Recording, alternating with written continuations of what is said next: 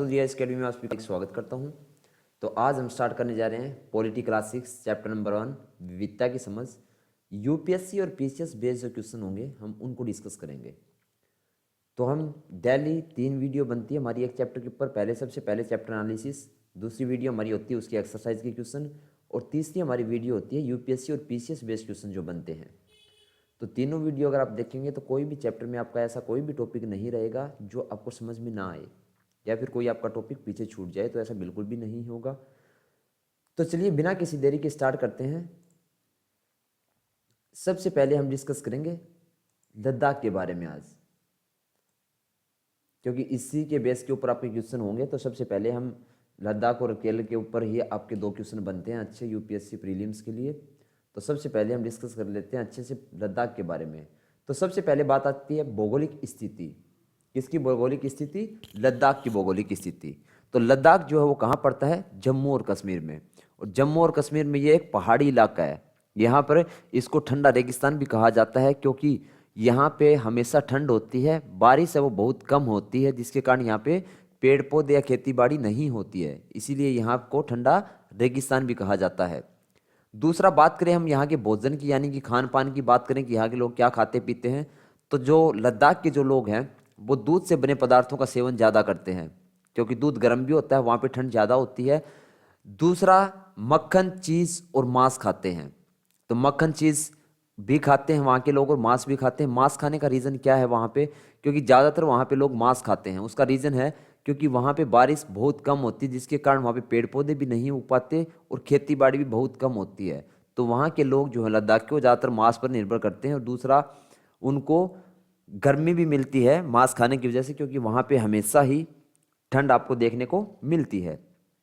फिर हम बात करें कि वहाँ के पहनाव के बारे में, कि वहाँ के लोग कपड़े कैसे पहनते हैं। तो जो लद्दाख के जो लोग हैं वो मोस्टली कपड़े पहनते हैं ऊन के, क्योंकि वहाँ पे हमेशा ठंड रहती है। तो ठंड में हम क्या करते हैं? ऊनी कपड़े पहनने ज़्यादा पसंद करते हैं। लेकिन लद्दाख में हमेशा ही ठंड रहती है, तो वहाँ के लोग जो है ऊन से बने कपड़े पहनते हैं। उसके बाद में वहाँ पे बात करें हम काम धंधे काम काज के बारे में या व्यवसाय के बारे में, तो वहाँ के लोग कैसा काम करते हैं। तो वहाँ के जो लोग हैं वो एक खास किस्म की भेड़ पालते हैं, जिसको हम पश्मीना भेड़ के नाम से भी जान सकते हैं, क्योंकि उससे क्या मिलता है हमें? पश्मीना ऊन मिलती है। तो उसको हम पश्मीना भेड़ के नाम से भी जान सकते हैं, क्योंकि उससे मिलने वाली ऊन को भी क्या कहते हैं? पश्मीना ऊन कहा जाता है। और ये बहुत ज़्यादा कॉस्टली होती है, जिसे ये लोग इकट्ठा करके व्यापारियों को बेचते हैं। जो पश्मीना ऊन होती है उसको क्या करते हैं लद्दाख के लोग? उसको इकट्ठा करके व्यापारियों को भेज देते हैं और उनको अच्छी एक जो है पेमेंट मिलती है उसकी, क्योंकि जो पश्मीना जो ऊन होती है वो काफ़ी कॉस्टली होती है। और वहाँ पे पश्मीना शॉल भी बनाई जाती हैं लद्दाख में इसकी, जिसका नाम भी पश्मीना शॉल ही रखा गया है। और वो भी काफ़ी कॉस्टली होती हैं अगर हम बात करें तो, क्योंकि अगर पश्मीना ऊन ही कॉस्टली है तो शॉल डेफिनेटली कॉस्टली होगी। उसके बारे में बाद में हम लद्दाख के बारे में कुछ और डिस्कस करें तो लद्दाख में बारिश जो है वो बिल्कुल भी नहीं होती है, इसलिए यह कम खेती ही संभव है। जो लद्दाख का क्षेत्र है वहाँ पे ठंड बहुत ज़्यादा होती है, पहाड़ी क्षेत्र है, वहाँ पे बारिश नामात्र होती है। यह इलाका वर्ष भर लंबे समय तक बर्फ़ से ढका रहता है। तो जो लद्दाख का इलाका जो है वो ज़्यादातर क्या है? बर्फ़ से ढका हुआ इलाका है, क्योंकि वहाँ पे बारिश होती नहीं है, ठंड बहुत ज़्यादा होती है। तो हमेशा वहाँ पे आपको बर्फ़ देखने को मिलेगी। तो वहाँ हमेशा ही आपको ठंड का अनुभव आप ले सकते हैं। यहाँ के लोग खास तरह की बकरी पालते हैं, जिससे हम पश्मीना ऊन प्राप्त करते हैं। जो लद्दाख के लोग हैं वो क्या करते हैं? पश्मीना नाम की बकरी को पालते हैं, जिससे पश्मीना ऊन मिलती है। पश्मीना ऊन से पश्मीना शॉल बनाई जाती हैं, जो अत्यंत महंगी होती हैं। जो पश्मीना जो ऊन होती है उससे क्या बनाया जाता है? पश्मीना शॉल बनाई जाती है। जो शॉल होती है उसका पश्मीना नाम रखा गया है, क्योंकि वो पश्मीना ऊन की बनी हुई होती हैं, वो काफ़ी कॉस्टली होती हैं। इसके बाद हम डिस्कस करेंगे केरल के बारे में। तो चलिए देख लेते हैं केरल के बारे में भी।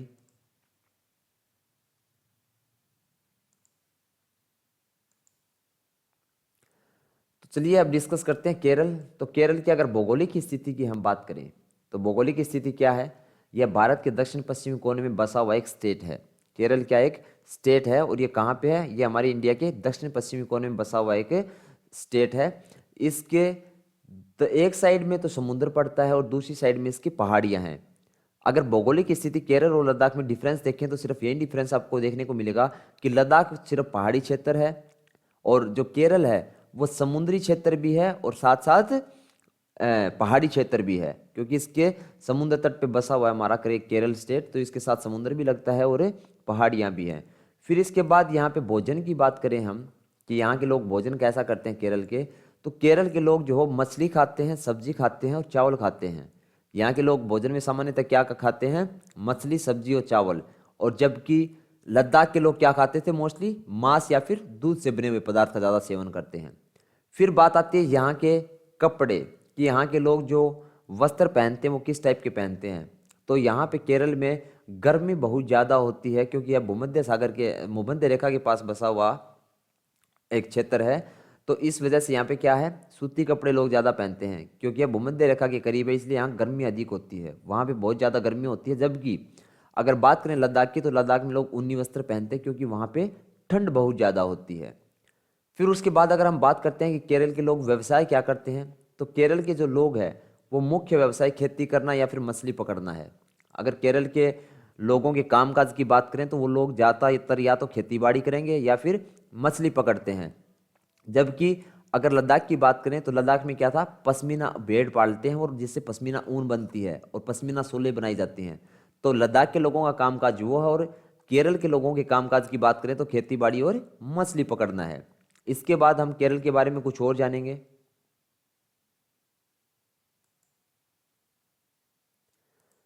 उसके बाद अगर हम बात करते हैं केरल के बारे में, तो भारत में जो ईसाई धर्म है उसकी शुरुआत भी केरल के तटीय नगर क्रांगानोर में हुई। जो ईसाई धर्म जो है, हमारे इंडिया में ईसाई धर्म कहाँ से आया, वो भी पहली बार केरल से आया।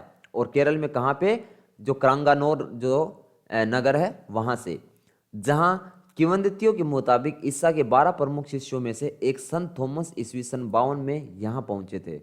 यहाँ पे सन 52 में क्या हुआ था, संत थॉमस ईस्वी पहुँचे थे, जिनके कारण क्या हुआ, यहाँ पे ईसाई धर्म जो है शुरू हुआ हमारे इंडिया में।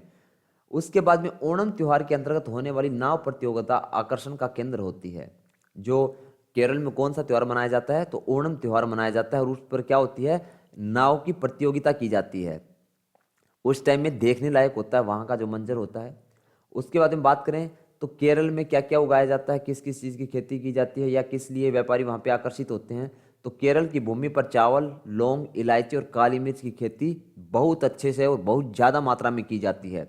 और इसी कारण यहाँ पे आपके यूरोप से भी व्यापारी आते थे, चाइना से भी व्यापारी आते थे। अगर भौगोलिक देखें तो थोड़ा डिफरेंस है लद्दाख में, कि वहाँ पे जो है पहाड़ी क्षेत्र है सिर्फ, और यहाँ पे समुद्री तट भी लगता है और साथ में पहाड़ी क्षेत्र भी है केरल। तो कुल मिला के फिर भी ज्योग्राफिकल और जो हिस्टोरिकल जो डाटा है केरल और लद्दाख, वो कुल मिलाकर सेम है। क्योंकि लद्दाख में भी यूरोप और चाइना से आने वाले व्यापारी आए थे, और केरल में भी चाइना और यूरोप से आने वाले व्यापारी आए थे। तो यहाँ की जो ज्योग्राफी और जो हिस्ट्री है वो कुल मिलाकर तालमेल खाती है एक दूसरे से। इसके बाद इनसे रिलेटेड है ना, दोनों से दो अच्छे क्वेश्चन बनते हैं, एक लद्दाख से रिलेटेड और एक केरल से रिलेटेड, जो आपसे यूपीएससी प्रीलिम्स में पूछे जा सकते हैं।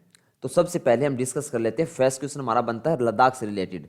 तो चलिए देख लेते हैं कि लद्दाख से रिलेटेड आपसे प्रीलिम्स में क्या पूछा जा सकता है।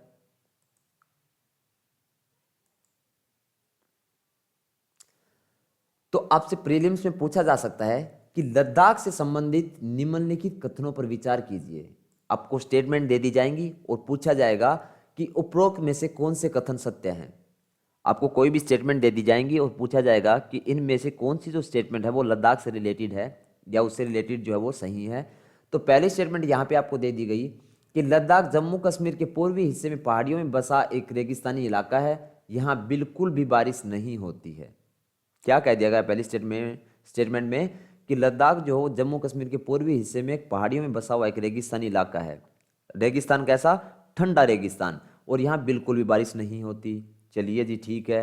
दूसरी स्टेटमेंट में क्या कह दिया गया कि यहाँ के लोग खास तरह की बकरी पालते हैं जिससे हम पश्मीना ऊन प्राप्त करते हैं। तो अभी जस्ट हमने पीछे डिस्कस किया था लद्दाख के बारे में, तो ये दोनों ही स्टेटमेंट जो हैं वो लद्दाख से रिलेटेड हैं और बिल्कुल करेक्ट स्टेटमेंट हैं। तो इसीलिए हमारा आंसर जो हो जाएगा ऑप्शन सी हो जाएगा, एक और दो दोनों। इसके बाद आपसे केरल से रिलेटेड भी एक अच्छा क्वेश्चन बन जाता है। केरल से रिलेटेड भी आपसे पूछा जा सकता है, तो किस टाइप का क्वेश्चन आपसे पूछा जा सकता है प्रीलिम्स में, तो चलिए उसको भी देख लेते हैं।